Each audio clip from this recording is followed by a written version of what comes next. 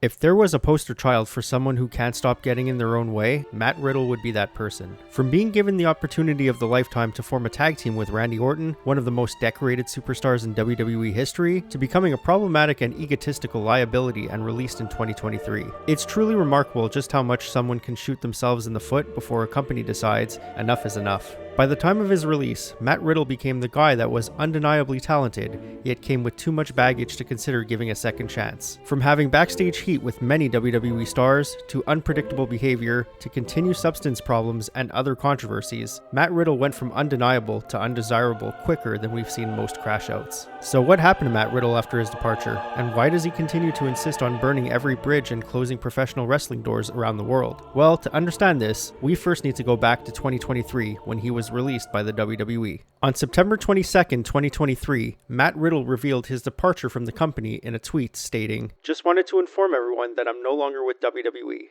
Thank you for the memories and opportunities. Also, thank you to all the fans for the support and love you've given me every time I go out to the ring. See you all soon." Just like that, the carefree, laid-back personality that was Matt Riddle was no longer a WWE superstar. You can argue that it was a major shock at the time. Matt Riddle was a two-time WWE Tag Team Champion and a one-time United States Champion, and his WWE Championship match against Roman Reigns on the June 17th, 2022 episode of SmackDown drew a whopping 2.5 million viewers in its quarter. You can't argue that kind of buzz on support from the WWE Universe, but in Matt Riddle's case, there are plenty of things you can bring up. Take his backstage incident with Bill Goldberg, for example. After criticizing the former WCW World Heavyweight Champion and two-time WWE Universal Champion, labeling him limited in the ring and calling him out for his match against The Undertaker in Saudi Arabia, the two met backstage in a now infamous and unscripted moment. While the two held their ground and kept things strictly on a verbal level, it was clear that Riddle's tendency to talk a big game was landing him in hot water with some of the more well-known legends in the industry. Then there was the Candy Cartwright sexual assault lawsuit against Riddle in June 2020, disturbing allegations made by Cartwright during a 2018 car ride involving the two. While Riddle denied these allegations and the suit was dropped in 2021, it's hard to get out from the cloud of doubt that consistently begins to grow larger and larger over your head. The more things piled up on Riddle, the less likely it was that he'd ever be pushed or recognized as a top talent in the WWE. No incident could harm his chances of a push more than his multiple strikes of the WWE's wellness policy. It's no secret that Matt Riddle and substance abuse go hand in hand, but with the WWE no longer testing for marijuana, it was a wonder what substance Riddle had been caught with. The WWE was forced into making a decision to write him off television in December 2022 and send Riddle to rehab, and less than a year later, Riddle was released by the company. Of course, Riddle would face one more round of controversy before making his way out. In September 2023, shortly before his release was made public and likely the straw that broke the camel's back, Riddle took to Instagram to tell his side of events that transpired at the JFK airport during a transfer between flights. While he discussed being sexually assaulted by an officer and faced further harassment,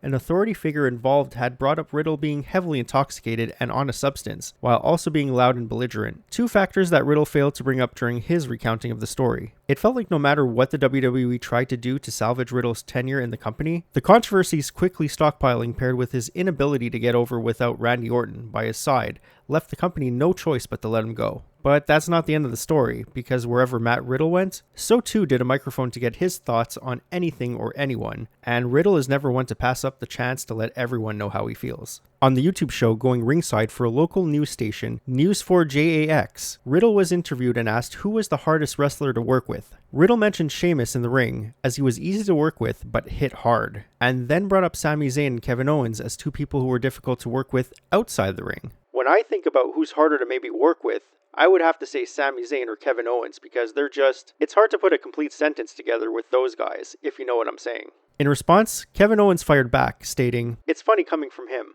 I have nothing against him at all, but to me, he's a guy who had really amazing opportunities handed to him, like being Randy's tag partner, and basically getting to ride the coattails of a legend, and he managed to screw it all up, not because of his abilities, but because of his own attitude and poor choices. So for him to say we're hard to work with, and he couldn't get a word in, there is a pretty good reason for that. You look at our track record and his track record, I think that speaks for itself." Riddle has also gone on record to say that CM Punk was a bitch to work with, despite the fact that Riddle's tenure in the WWE was during an era where CM Punk was no longer with the company, having departed in 2014, 4 years before his debut, and only making his way back to the WWE in November 2023, 2 months after Riddle's departure. When asked to recant that statement or stand by it, Riddle doubled down on his statement, saying he has it on good authority from other superstars that Punk is still, in fact, a bitch. And that wasn't enough. Riddle has continued his onslaught on Punk's character, calling him creepy for hanging around the NXT roster and forming friendships with the likes of Cora Jade, who is no longer with the company, while also addressing AJ Lee, Punk's real-life wife, and calling her out for, quote, getting around in the WWE locker room. It's unsure why Riddle has such a beef with Punk, but if I had to assume one thing, it's that both Riddle and Punk come with their fair share of baggage, and Punk has managed to overcome his rocky past with the WWE and turn his return to the company into one of its biggest moneymakers in the past 2 years, while Riddle continues to firmly place his foot in his mouth and make himself look like an ass. But if throwing shade at fellow wrestlers isn't enough to convince you of his declining character, how about no showing a charity event, and then doubling down with some harsh criticism towards the promotion and anyone calling him out? That's right, Matt Riddle's latest controversy involves a no-show for the Global Wrestling Kingdom's A New Kingdom Rises show, where Riddle was booked to take on Simon Miller in singles action. Due to his failure to appear, despite being paid in advance and having his flight booked by the promotion,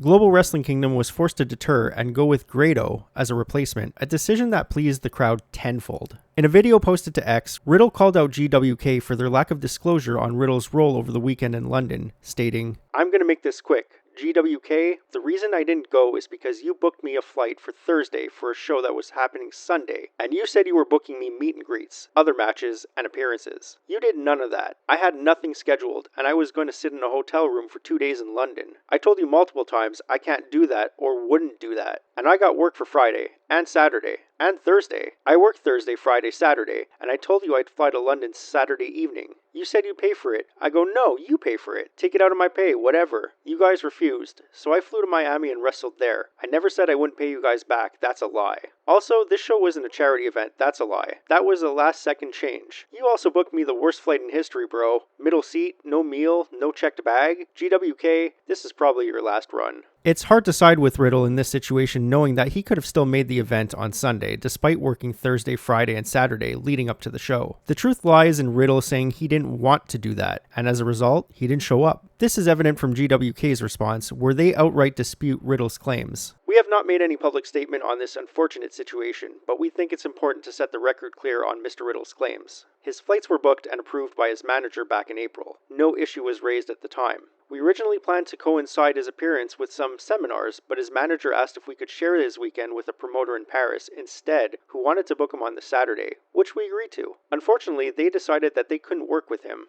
We did make efforts to see if we could help him get booked elsewhere, but to no avail. We simply can't force promotions or gyms to work with him if they don't wish to. After months of chasing his manager for a promised promo hyping up the event, he eventually sent us one on the Wednesday prior to the show. We wished him a safe flight on Thursday, but got no response. No issue of the flight was raised. We informed him the name of his driver on Friday morning, but got no response. Again, no issue was raised regarding his flight, nor did he let us know that he was planning on not showing up. After his driver waited several hours at the airport for him, we asked him where he was, but didn't get a reply back until Friday evening. Only then did he tell us he was unhappy with his flight and decided to take other bookings instead. We implored him to try to get a flight over as fans had paid to see him. He was reminded again that this was a charity event for survivors of bereavement by suicide and help for homeless veterans, which was announced on our social media pages back in July. We received no response from Mr. Riddle whatsoever until yesterday afternoon, 3 days after the event. In his many videos, he stated that his flights didn't include meals. Screenshots clearly show that 2 meals were included in his flight, and these screenshots were sent to him on Friday night.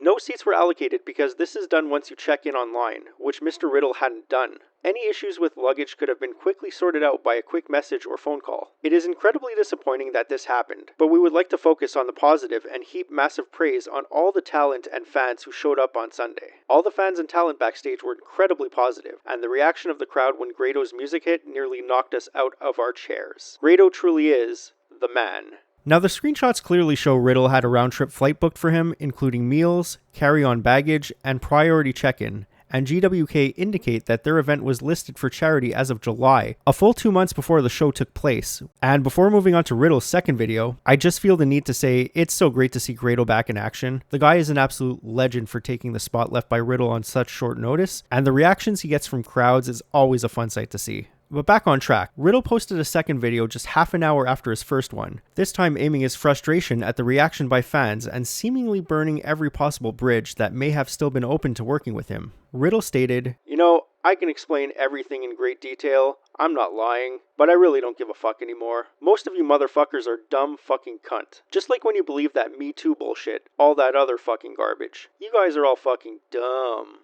And it's fucking insane. It's fucking insane. Fucking believe these fucking creeps? Whatever, dog. At the end of the day, I'm gonna keep getting booked. I'm gonna start fighting again. I'm probably gonna do a lot of other shit. Fucking crushing it on OnlyFans because I've got a big fucking you-know-what. And I'm nice as fuck, dude. Everybody, if you don't like me, unfollow me. Go fuck yourselves, alright? I just don't give a fuck. Because at the end of the day, the cream fucking rises to the top. And I'm really, really tired of trying to be nice to everybody. Because I hate to break it to you, most of you guys are fucking morons. Peace." It's obvious from how flushed his face looked to the slurring of his words that Matt Riddle was either under the influence or smoking something, maybe both, knowing his history, and it's just something that isn't worth breaking down any further. I think Matt Riddle does a perfect job of making himself look like a complete asshole, and nothing I can say will further enhance his assholery. The ramblings of a drunken moron watching the world crash around him due to his own actions was an inevitable result for someone who clearly has no desire to change his ways. And in light of recent comments, SiouxperCon, a convention held in South Dakota, cancelled Riddle's appearance there, making the following statement. In light of recent public statements made by Matt Riddle regarding the topics of SA and DV, SiouxperCon has made the decision to cancel his appearance at this year's convention. The statements that were made in no way represent our organization or event, and are not aligned with the mission, vision, and values of our organization. Fans that have purchased photo ops in advance from Matt Riddle will be automatically refunded this week to their original form of payment. SiouxperCon has always strived to be a safe and inclusive space and event for all to feel welcome, including those that have been affected by SA and DV.